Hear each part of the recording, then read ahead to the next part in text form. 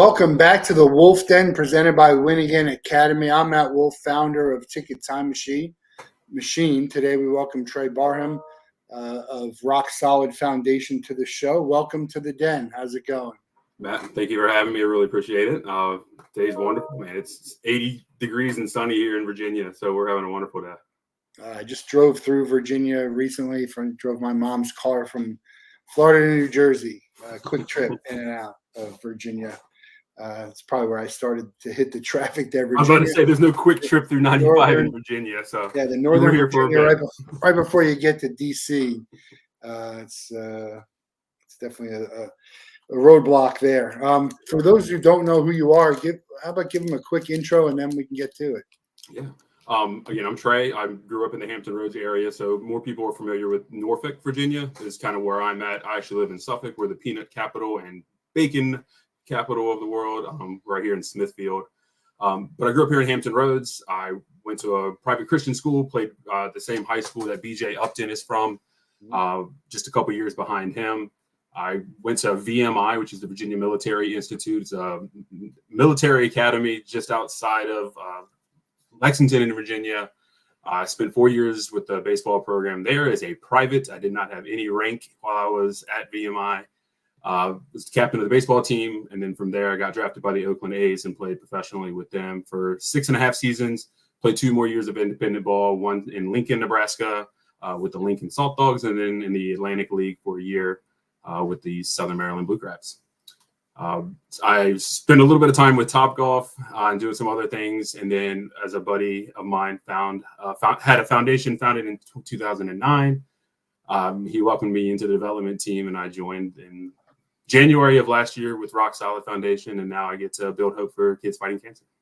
And we'll talk a lot about what they do, but the short of it is that they help fight cancer for kids through sport. Yep. So we believe play defeats cancer. So our mission is to give play back to kids that are going through some terrible times, and especially when kids are diagnosed, the first thing taken from them is play. Doctor visits, hospital stays, and then just immunocompromised is the inability to go to playgrounds and daycares and things like that. Play is really the first thing taken from them. Yeah. How was the Roc Solid Foundation started? You said it was from a friend. Obviously, there's a why. What is that? So our founder, Eric Newman, was diagnosed with a very rare form of liver cancer when he was 3 years old. By the time he was 5, he was no signs of disease and has been disease-free ever since, which is 30 some years. He has actually tick marks on his bicep that he keeps every year that he's been cancer-free. So we celebrate with him on his birthday every year, the cancer-free diagnosis. But unfortunately, that same family had 2 first cousins. Shannon had leukemia that eventually took her life when she was 17, and Nicole had a brain tumor that took her life when she was 5. So the families had some extremely difficult cancer journeys through their time. And through all of that, Eric had a very strong background in construction and kind of married those two together. His buddies actually asked him to do a fundraiser for the local children's hospital here in Norfolk, the Children's Hospital of the King Daughters. We call it a CHKD.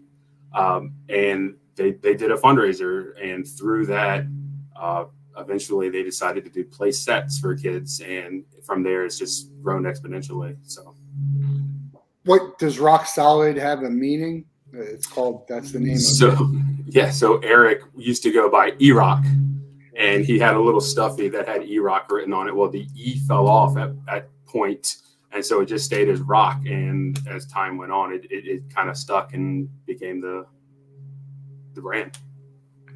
What was it about your days as a baseball player that prepared you for something like this? You know, it's a fun story I get to tell. I found myself towards the end of my career really leaning into the fans. I always appreciated good conversation, just having good interactions with fans and kids. And I'd always have a handful of gum. And as I walked down to the bullpen, I tossed gum up to the kids. And it was just something fun, get the kids excited. It cost us nothing, 10 cents for candy, some gum. But just the general excitement of kids and being somewhere fun at a baseball game, that excitement, all of that. Now that times have turned a little bit and I'm doing this. It's, I get that same look from kids when you get to reveal playsets. Yeah, child cancer is, I mean, like, there's no good cancer, there's no good disease, but to see a child who has lived so little of their life and can't really do a whole lot about whatever it is that's going on, have to suffer through this. I would think that there's probably more people who want to help with that type of organization that's giving to kids, who are surviving and living through this tough times. Yeah, we definitely have a lot of friends. Kids and puppies. That's the 2 points right there. Anytime you're dealing with kids and puppies, you get people to at least answer the phone a little bit more. How do you guys survive? How do you get money to go ahead and provide this? What do you provide? And if someone was getting involved, what can they look forward to?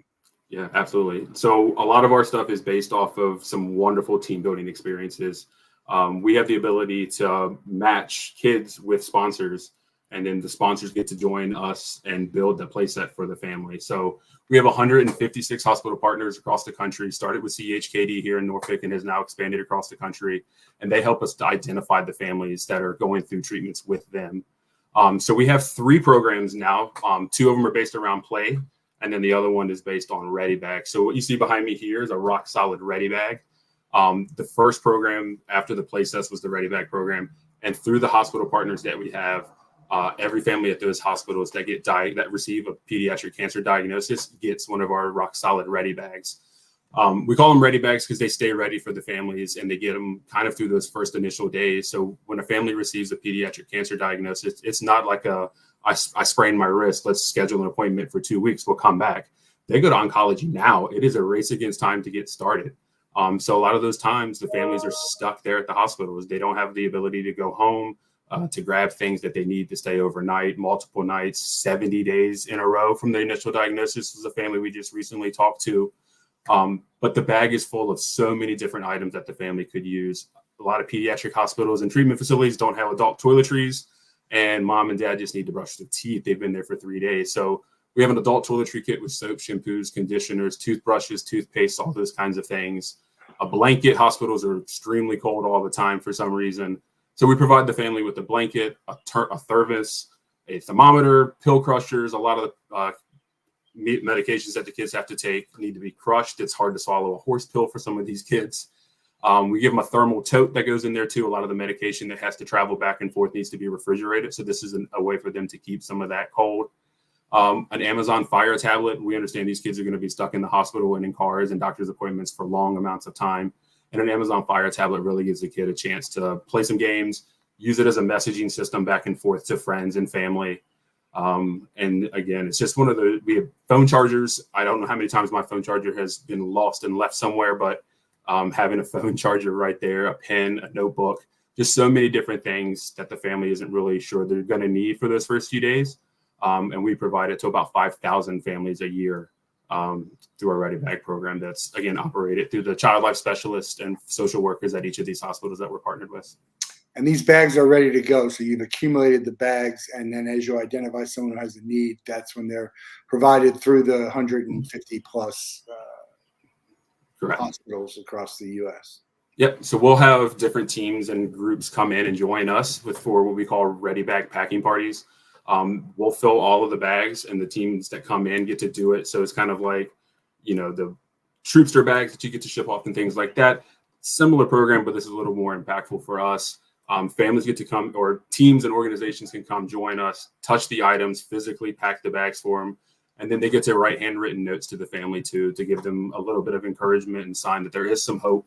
And there is a family, a community of people that are thinking about them and that are here for them as they kind of go through this. It's a sponsored event, so sponsors can pay to have their teams be a part of it. And the sponsorship really just covers the stuff that goes into the bags. So that's kind of how we fund the Ready Bag program a little bit. We also have a group of donors. We call them the Cameron Club.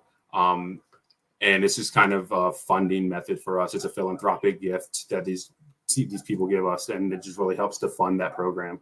Again, we give out 5,000 of these bags a year, so it's a bit of a financial undertaking. And talk about the play sets. How does that Yes. program work?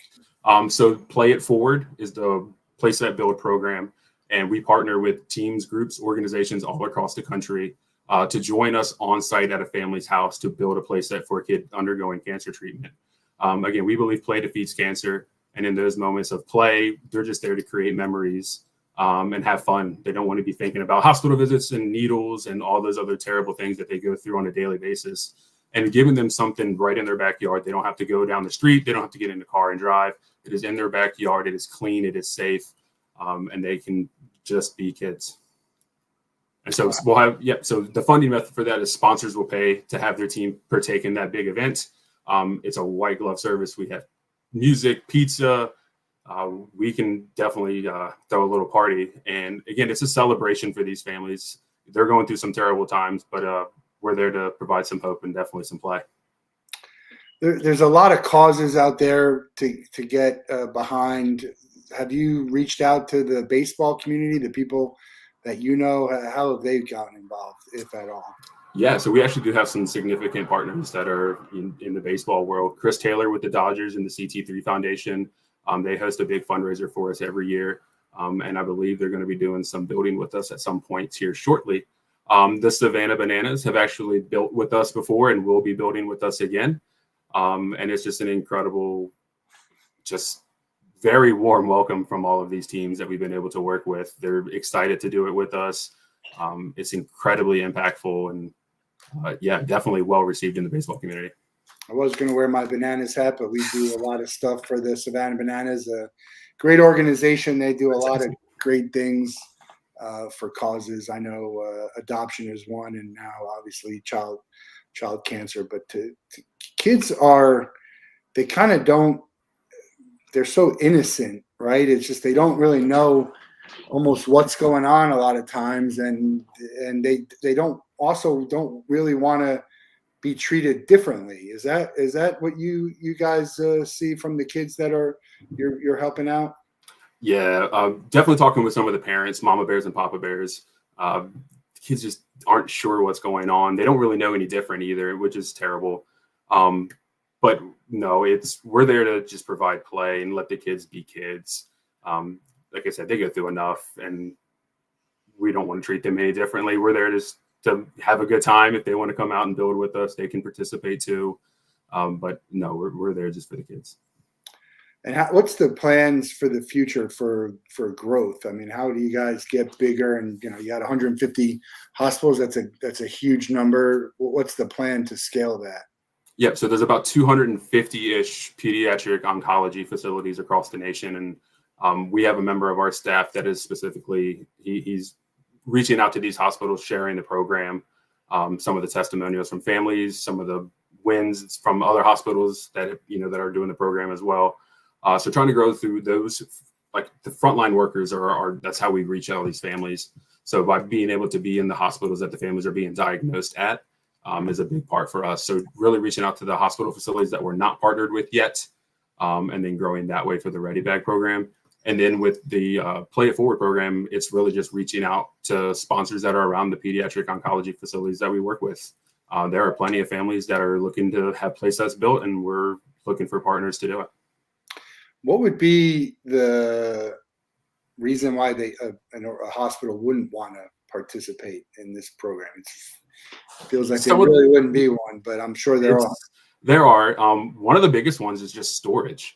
There's not a lot of storage in hospital facilities. And for our program to work the way we want it to, it's designed to be given to the family at diagnosis. When the doctor goes in with the child life specialist to diagnose the family, the bag comes with them, and it's there just as that lifeline right then. But if it's not at the facility, then there's no way for the hospital to hand it to them. And some of these hospitals just don't have the space to store a backpack for them.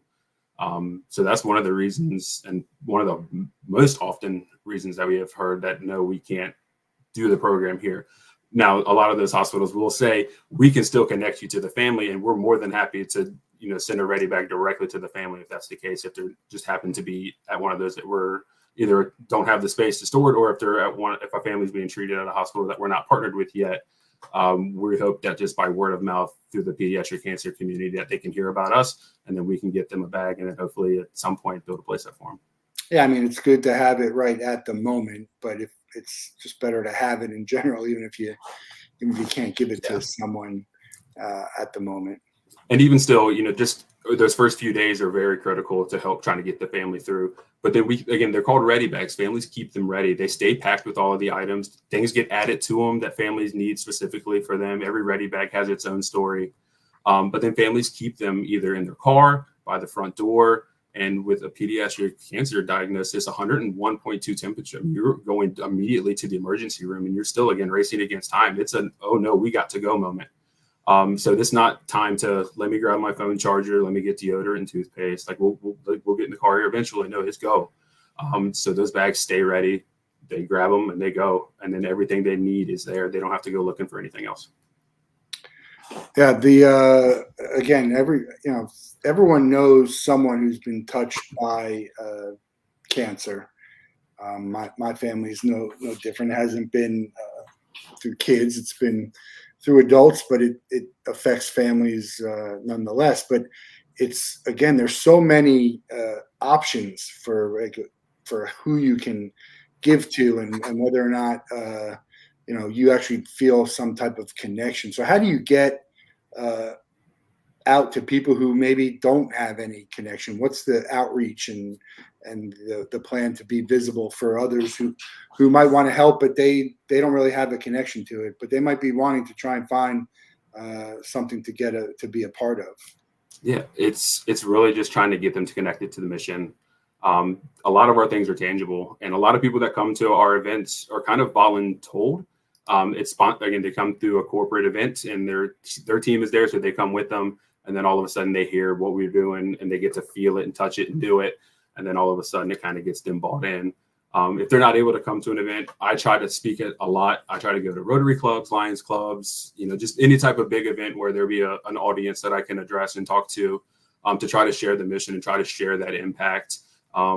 Man, a good kid photo on a slide, smiling, happy is a tough thing to not feel connected to, especially when you know that kid's going through something. Are there areas that you guys are stronger in and some that you guys are weaker in with regards to geography? I assume the Virginia area, that's where you guys are and where it all started. But where else might you be maybe a little bit weaker in, or some surprisingly strong areas? Yeah. So again, we were founded in Hampton Roads in Virginia. So Virginia is definitely a well-established kind of territory for us. North Carolina is a big group for us. The Duke hospitals and all those facilities down there see a ton of pediatric cancer families. We have a lot of stuff going on in Florida. We recently launched in Florida this year, or just recently last year, and are doing a ton of stuff in Tampa, Jacksonville, Miami, and work with the hospitals there, and have plans to build quite a few play houses later this year in Florida too, as long as some play sets. Yeah, I was going to say maybe do these hospitals have playgrounds that kids can go to, or is that something that they wouldn't be allowed to participate in? A lot of them just wouldn't be allowed to, just because of their immunocompromisation. It's if they get sick, it's just not safe. So that's kind of why we do it at the family's backyard. That way they can have it right there, and it stays clean. You don't have to worry about other kids sneezing all over it. How much do the families pay it forward? I mean, they've gotten this sort of treatment and blessing to have stuff for their family, and then see others struggling. I would imagine that a fair amount are people who would pay it forward and want to help out the organization that helps them. Yeah, the word of mouth that is able to pass through the pediatric cancer community is wonderful. Having a family just tell their story and share their story on social media or at one of our events. So anytime you come to a Roc Solid event, it always starts with why. My why is actually I lost a friend to pediatric cancer when she was 17. So now I get to honor her through a lot of this. So when you come to a packing party with us or any one of our other events, we try to have a family there to share kind of their side of their story, what happened when they received their ready bag and when they got their play set. So hearing it directly from a mama bear or papa bear's mouth is very impactful, and we try to do that as often as we can.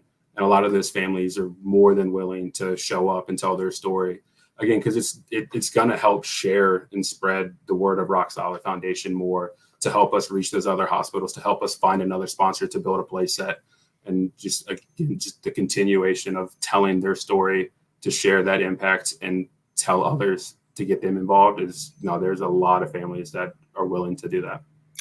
Yeah, and it's a terrible. Again, it's always terrible, but when you hear someone who's a teenager, where they're, again, we talked about people not really knowing. You get to that age where you do know what's going on, and you're just about to get to what some might think are the best years of their life, and that gets taken away from them is just it's heartbreaking, right? Because we see it happening to older people. You never want to see it happen to anyone, but my look on life is that, well, they lived a good life. They had a lot of opportunities, but the kids getting it, and it becomes a certain age where they, when they start to really know what's going on there, where it becomes even. I don't like to compare this, but when you're saying something about a 10, 12, 14-year-old compared to a 2 or 3-year-old who really doesn't know what's going on, wouldn't have any. Yeah, you hope they don't remember much of it at that point. Yeah. But no, when you're in your mid-teens, you definitely know what's going on.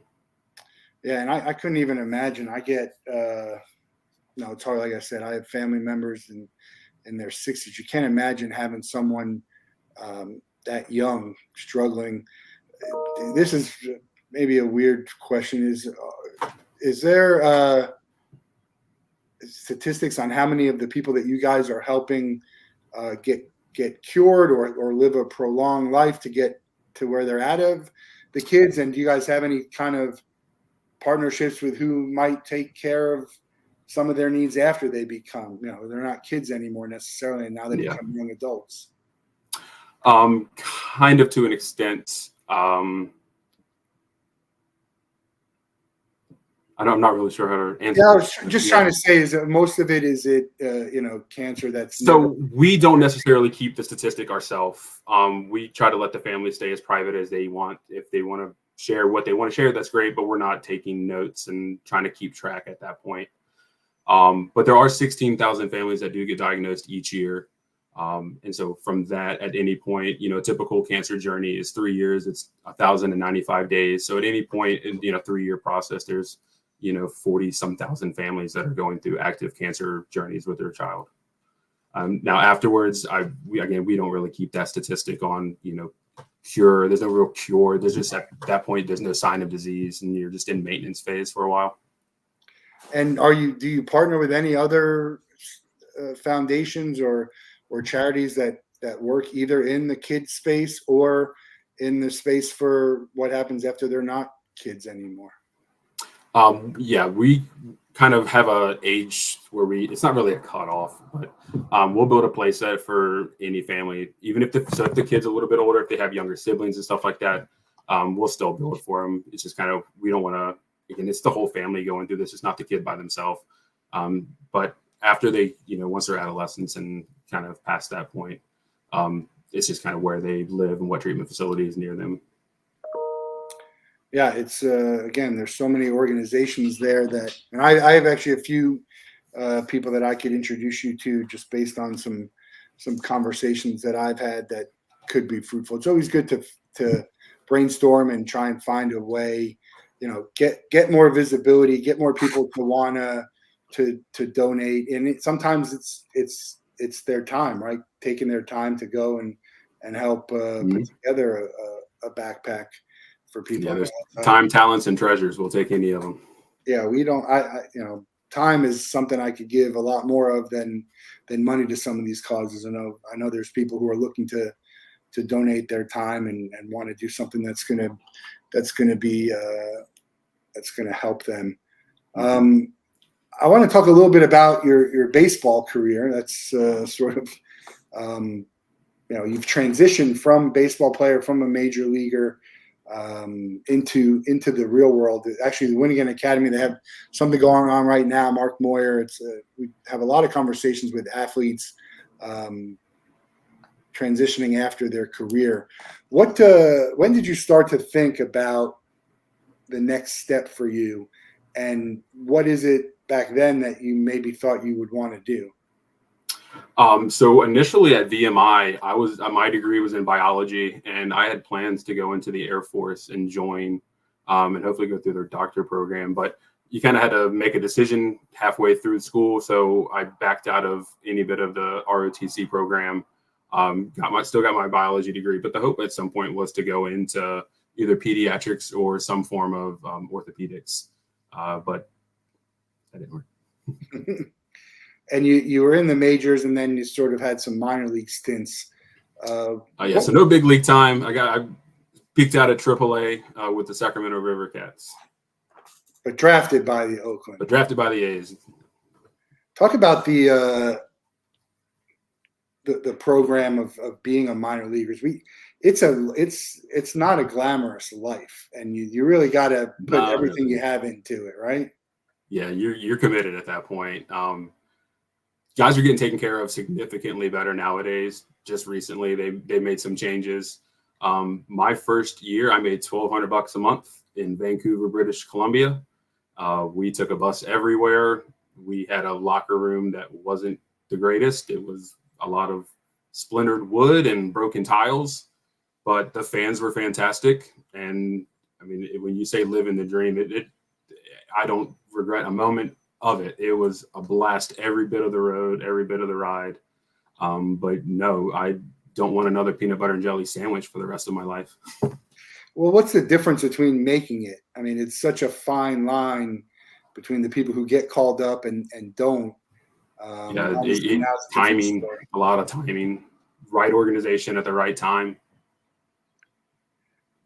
Did you think you were going to get called up? Was there a moment where you thought, I have a pretty good chance of getting called up, or was it? I mean, when you're in AA, you're a phone call away at any point. And I had a really good year my first year in AA when I was in Midland, Texas. And from at that point, it was literally a phone call away. I never made it to the 40-man roster, which was a big part of it, being able to go up and down from the minors to the majors. But at one point, I was one of the left-handed guys, hopefully the next call, and then timing. And at the VMI, the program, it's not like Army or Navy where you have to commit yourself to. Correct. Yeah. The other service academies, there's a commitment of time after that you have to serve. At VMI and the Citadel are the other two service academies. There's no forced time afterwards. You can decide and go through the RTC program and commit to there where there's some scholarship money to help with your school. And then they help, you stay in for 4 or 6 years, whichever it was. But with me, I chose not to. You go through a leadership program instead of the ROTC program, and that kind of just gets you ready for, the regular world. So you almost you said you have to tell them about halfway through. Yeah. After your third class year, you kind of have to make that decision. Do you want to continue through the ROTC program and pursue a commission in whichever one of the branches? So that's one of the good things about VMI as well. If you go to Army, you're going to the Army. If you go to Navy, you're going into the Navy. At VMI, you get to decide between any of the service branches, and you get to pursue the ROTC program. But once you choose not to go halfway through, then you can't just jump back into it. But if I wanted to join the Army or the Marines, obviously not now, I'm too old, but after college or at some point, how does that differ? So two different ways. You could enlist and then go through officer qualifying school, OCS, I think it is, officer call school, or just enlist and just join as a low-level private or whatever it would be. Coming out of VMI as the ROTC program, you would come out as a commissioned officer. You'd come out as a second lieutenant, or depending on what branch, the Air Force would have been a second lieutenant for me. So you'd come out as a qualified officer instead of a. So you're obviously playing baseball, so it helps, when people are giving you a look, but you had a pretty good idea you were going to be a part of something in the military, and then it just decided halfway through that it wasn't going to happen. I had no plans through high school to join the military. It wasn't like I'm going to a service academy and I want to go serve. But when VMI approached me with the baseball scholarship and the ability to, play baseball at a D1 program, I took that opportunity and, kind of thought through life a little bit at that point and said, that's not a terrible road to go. Well, I had a great sophomore year and a fantastic sophomore summer in one of the Valley League baseball leagues, a college summer league here in Virginia. I actually finished that summer in the Cape Cod League. And at that point, he's like, I have a pretty good chance as a left-handed pitcher of getting picked up. So if I sign the commission form and didn't get drafted, there's some headache that's going to happen between signing your commission and going to the Air Force and trying to play professional baseball. So we just made the decision at that point to forego a commission and go through the leadership program. Unless you're David Robinson, right? So there's actually a couple guys from Navy that got some special privileges to where they can play and then serve during their off season and stuff. So they're getting a little less, they're getting more lenient nowadays to allow, the service academy players the option to go play professionally and then come back and serve their time. Did you ever see the movie Summer Catch? One of the worst baseball movies ever made. Please, I hope the producers of that aren't on this, but yeah. It's so bad it's good though. I guess I like watching it. There's another. What was the other minor league movie? Bull Durham. That's a good one. Obviously, that is minor league baseball, right? Yeah. There. No, there was one that was like almost like a Bad News Bears of college. I'll have to send it to you. You might have seen it. I forget who it was called, but yeah, that movie was so bad it was good. Summer Catch. I feel like he's one of the worst actors. I just don't understand how, like, so many people are athletic and can throw a baseball that look like they can throw a baseball, and they should have worked with him for a few more weeks. You were drafted by the A's. They're obviously going away. Any thoughts on that? I'm 50-50 on it. The city of Oakland is fantastic. They're great fans. There's just that community of baseball fans is getting the bad end of this stick, unfortunately. I'm not going to say Vegas isn't going to be a fantastic spot for a team, or if it ends. Do they even know exactly where it's going at this point? It has bounced back and forth a few times, but apparently they're playing in Sacramento. Yeah, they're moving to a smaller park for a few years, and then eventually they will be in Vegas. Vegas is I've been to both the Knights and the Raiders, and it's a great environment. But yeah, that's to say it's good. They're going to thrive in Vegas, absolutely. But baseball has so much history in Oakland that it's tough to see it leave. I just wish they would just build a new stadium. Give the fans what they want. Give them a new stadium. Give the guys a place that's clean, that doesn't back up with sewage in the showers during the games. Oakland fans are getting the bad end of this one. Yeah. I want to shout out my boy right field Will. Not as bad as the Coyotes fans got in there. The players who got to play hockey in Utah now. It's such a. I mean, sports is such a business, right? Yeah. Is it that much of a business? I know it always has been, but has it evolved? It's had to have evolved way more now than when you were going through it all. I kind of came in right at the Moneyball era where it was very statistical. It's business oriented. It's, again, when I got my release, it was very straightforward. Here's what's coming up. We don't have a spot for you, unfortunately. We wish you the best. Very straightforward, very business oriented from the very get go. With you're a baseball guy with the Roc Solid Foundation and the playsets. What's the most popular sport that these kids do they request? Do they get a little bit of everything? Man, if the world isn't poetic, is it? The first playset build I got to go on, this sweet little boy named Colby. I was talking to his mom. He had an older brother, and his brother was away for a baseball game and was very sad that he wasn't going to be there for the playset build. Well, I told mom right then, my history of, being a baseball player. She lit up. She grabbed Colby. He came outside. And so I have my journal. This is what I keep. This is all my notes. This is everything. And inside of it is what I call it's our why photo. It's, whenever you're having a rough day, nobody's answering the phone, you can't raise any money kind of day. Always look at my why photo. My why photo is me and Colby hanging out on his front porch. And sure enough, he grabbed his baseball glove and came running outside and didn't take it off for 6 hours. Yeah, it's a great story. Sports it can be so much more. One of my favorite movies of all time is Field of Dreams. And I actually got a chance to go to the Field of Dreams and saw the first Field of Dreams game. That's awesome. There. Yeah, it was such a great experience, which is weird because I feel like I never would actually have gone to the Field of Dreams site. if it wasn't for that game, because Yeah, it's so far out of the way. But yeah, it was like lucky. But the way that sports is, it's bigger than, obviously it's a sport. There's a lot of money and there's a business and teams want to win, but the connection that the fans have to sports and teams and players and allows those type of moments that just kind of make you, I'm with you. You just try and find something that makes you understand exactly how lucky and privileged we are, versus these kids who are, again, through no fault of their own, going through this type of struggle. I think most people are empathetic to it, but I think a lot of times we don't think about this sort of thing until something hits us or someone near us. And, why do we have to wait for tragedy and all this bad stuff to sort of be grateful for what we have and think about all the good? I don't know. I don't know why that is. I'm probably as guilty as anyone else, although I try to really live my life as though who knows what's going to happen next. Yeah, I'm a big service guy. I was in the hospitality industry for a little bit, and my wife said my love language is feeding people. If you come to my house, you're not going to leave hungry by any means. So I'm a service above self person. And again, that's how I found myself in the not-for-profit world, and I just love giving back.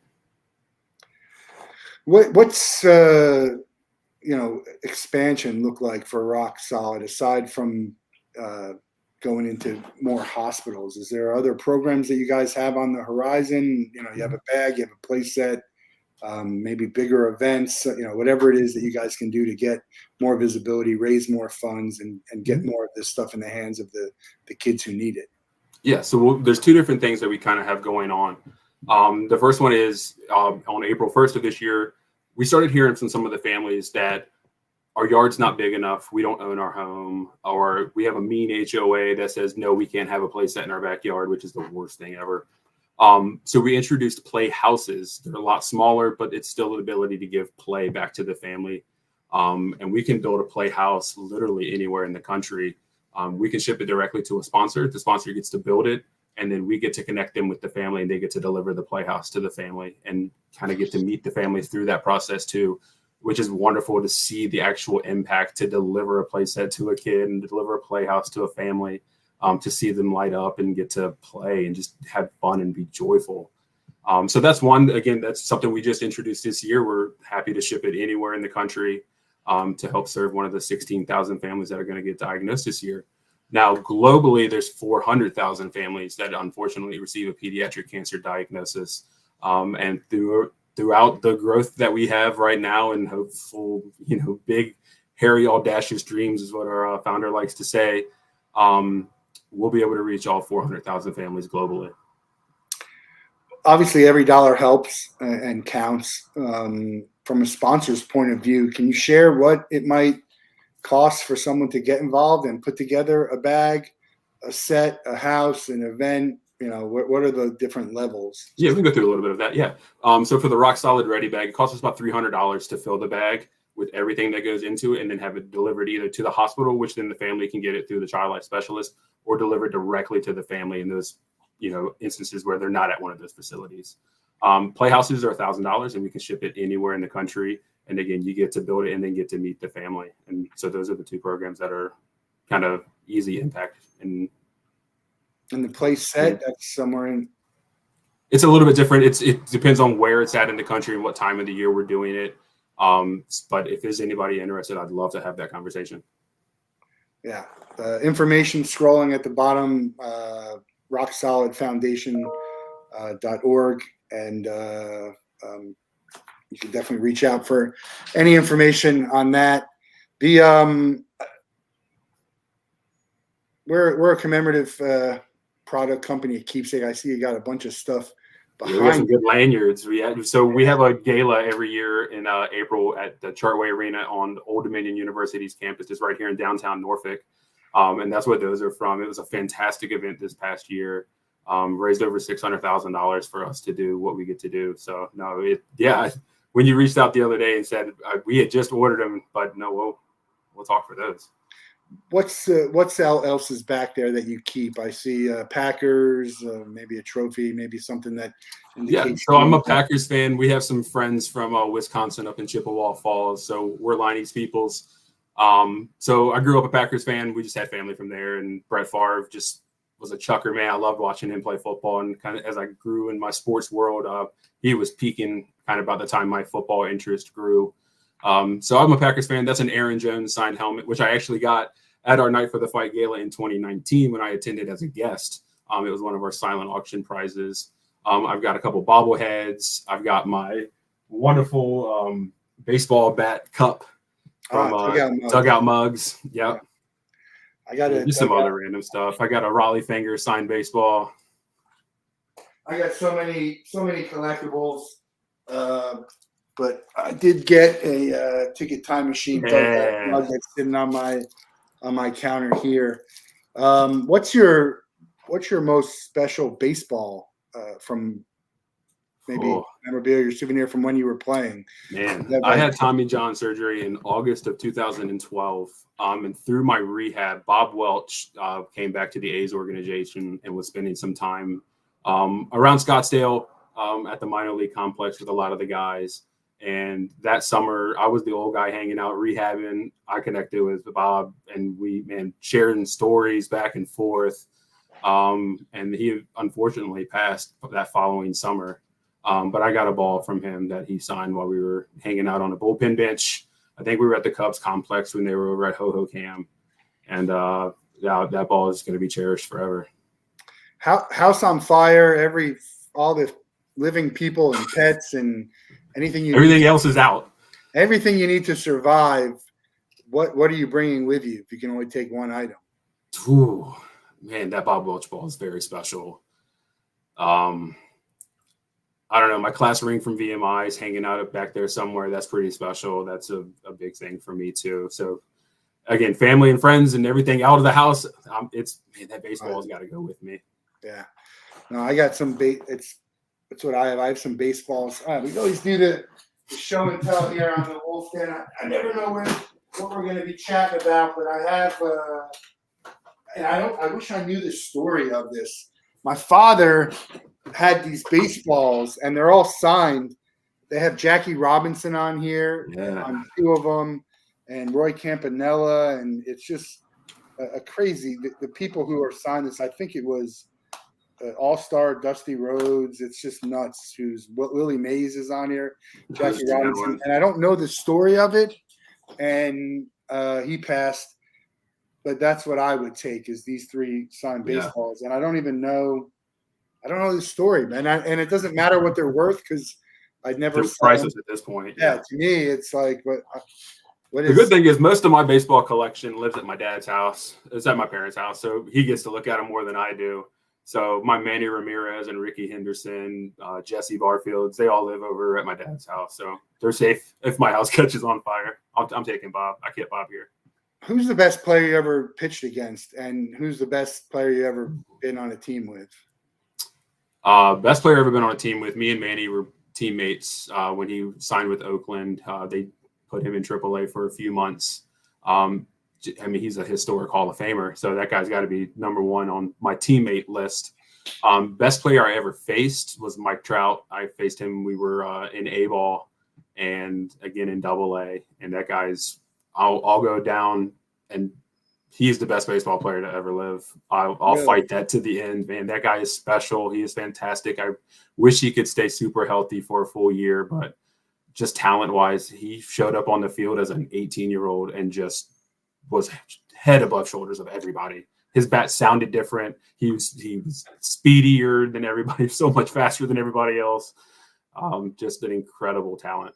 I was lucky enough to be at the WBC championship game in the ninth inning, and Trout came up against Ohtani.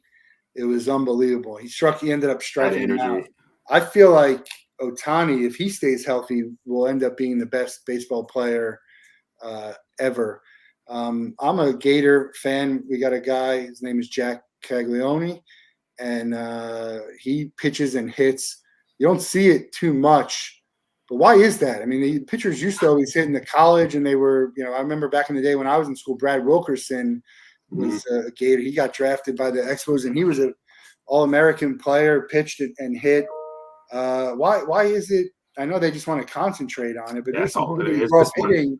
Too much money involved. If you're going to pay somebody that much to hit or that much to pitch, you don't want them, energy drained or risk of getting hurt doing something else. Yeah, I mean, they used to have you hit that special. He's doing both. They used to have to hit in the National League. Right now, I guess I missed it. When I came out of high school, I was a pretty decent hitter. I thought I had a chance of hitting in college, and then that ball got real fast, and That didn't. It moved too much. I wish I could go back in time. I wish there was a way I could actually face myself, just see it from that perspective. As a left-handed hitter and a left-handed pitcher, where would I be? Yeah, now Paul Skeens is the next big thing. Baseball struck out the first six batters. Feels like a heck of a good first. I mean, he had a pretty good first outing, but his second outing was the one he had no hits through 6 or 7. Yeah, and feels like maybe Strasburg was the last. That's the last one that was comparable. It felt like that, and then before that, it was Kerry Wood. When he came out and just started striking out 20. It's hard to, no matter how good you are, that's a hard thing to keep and to maintain, and there's a lot of luck that goes with it to not get. You're putting a ton of. I mean, you look at guys like Verlander, just built well and just strong and stayed healthy for a long time, and he got an opportunity to do it for a long time. Yeah, I think he's one of the best too. It's I was at the Marlins game the other day, and I don't even recognize any of the players. They just keep getting rid of players and rotating roster down there. Other teams, but I do like indoor baseball. Maybe it's because it's so hot here. How do you feel about indoor baseball? Spending a lot of time in Scottsdale, being able to go to the stadium there at the Diamondbacks. That stadium was awesome. I don't mind having a closed roof in a 70-degree air-conditioned environment, especially in places like that. It never bothered me. Some guys complain about the roof and being able to track the ball and see the ball a little bit differently with the closed roof or an open roof, but I never really had to catch a fly ball, so it never bothered me. You guys are not that far from Ripken baseball and everything that they're doing. What's the state of youth baseball in your eyes? Some of this travel stuff's starting to get out of control a little bit, but for the most part, I mean, in our area, it's probably the most popular sport for, growing boys. There's hundreds of different travel teams and tournaments every weekend. I wish kids would take some more time off. That's a soapbox I'll jump on anytime you want to have that conversation. But no, I think it's growing. I think it's blossoming. I think kids are having as much fun as we did when we played, and it just looks a little bit different. But baseball here in Virginia is wonderful, especially in the Hampton Roads area. Will people get noticed? I mean, that's another thing. You want to go to the best school and be with this, but if you're really good, you're going to get noticed from someone, no matter what. Whether that's a college taking you a look, or depending on what, doesn't even matter what college you're at, people will be able to see what you can do, right? And social media is helping a lot with that too. Being able to a scout can sit there and thumb through thousands of videos on a flight, and you'd be able to look at videos of kids all over the place, and just the ability to track talent through that is way different. And there's even programs and scouting programs and softwares that you can upload your things to, and people can look at it right there. And if you're good, you're going to get found for sure nowadays. There's not a random guy hiding in Iowa that throws 102. They know where he is. Is there anything you would change about the game of baseball if you could be the commissioner for a day and change something? I wish they would talk to the Bananas guys a little bit and pick up some of those traits. But I'm a traditionalist. I love what the Bananas are doing. I think it's, I'll separate the two from baseball and banana ball. But baseball in general is slow and boring. I appreciate the time slots that they're, the pitch clocks and stuff to help speed it up. Some guys were just always taking their time and felt like they were, those games lasted 4.5 hours. But having a game sped up a little bit has helped get fans back to the stadiums. It's not, the biggest thing was fans leaving at like the 7th inning because it was already 9:30. But being close to the end of the game now at that 2.5, 3 hour time frame, it's definitely helping a lot. I get I go more for if there's a bobblehead, if there's a giveaway. The other day was a special Marlins Gators day and a Jake Berger bobblehead, so that'll get me. But they are trying to do a lot more in stadium to help.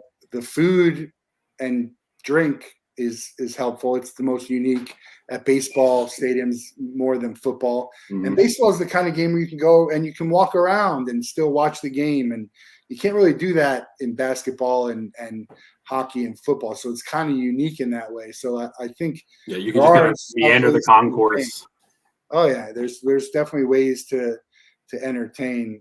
I don't know whether they'll figure it out or not. I think baseball is doing fine, right? But baseball as a business is fantastic. I don't think it's gonna ever go. But I agree, and I wouldn't even mind having less games. 162 games. It's a lot. It's a lot of games. I don't know what everyone wins a third, they lose a third, and then what do you do in that next?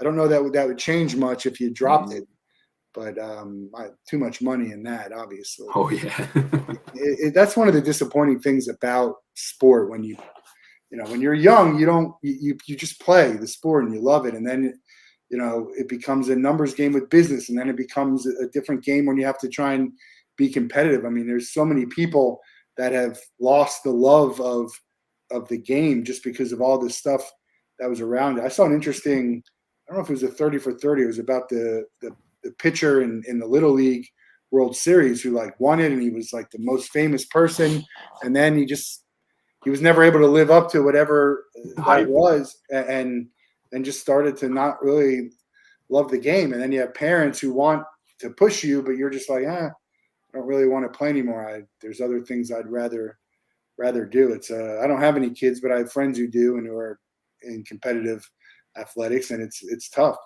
It's a lot tougher now, I think, than it was back then. And there's even more outlets for sure. People playing so many more sports that are available now. Everyone always grows up playing soccer and Little League. I think we've done pretty good in America with baseball. But soccer doesn't seem to. Everyone played soccer. Anyone who's a kid. I played when I was from 4 to 12. I played soccer. Yeah. Actually, I competitive swam a lot too. Swimming's pretty big down here. Yeah, but we can't get soccer to go, at least from the U.S.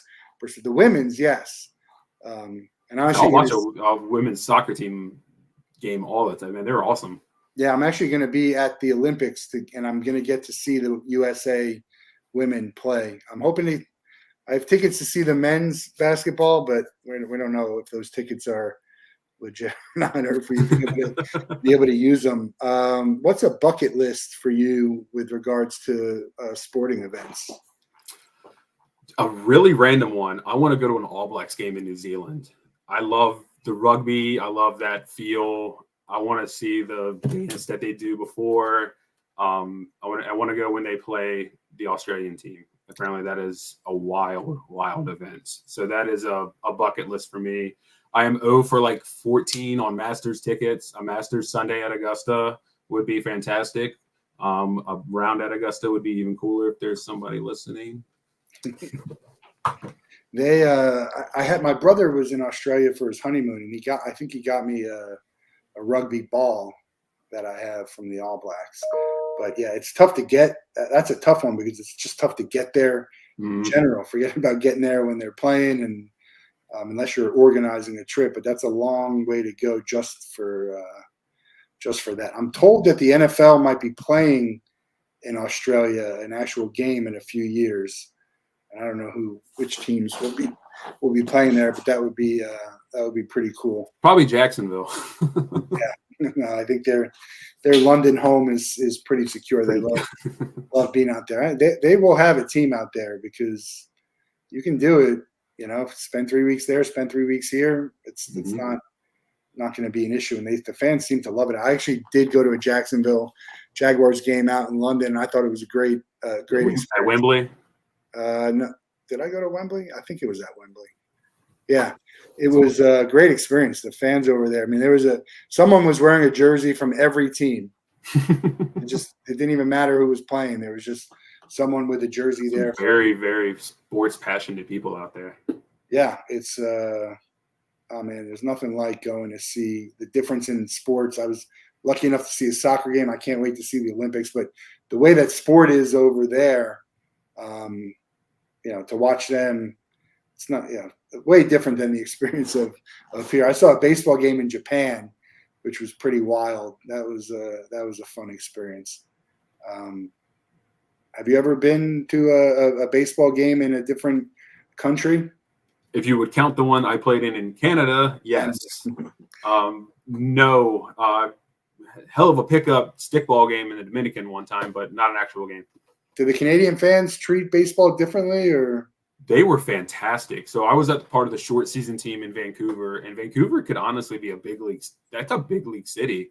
I mean, the hockey fans up there and the hockey team up there are wildly strong and terrific. Like, they're great fans. They showed up. Basically every home game was sold out. They were awesome. They were great. Yeah, they moved the basketball team to Memphis, but maybe they'll get a baseball team or another basketball team. They got my team growing up with is the Sonics, so hopefully they'll bring the Sonics back to back to Seattle.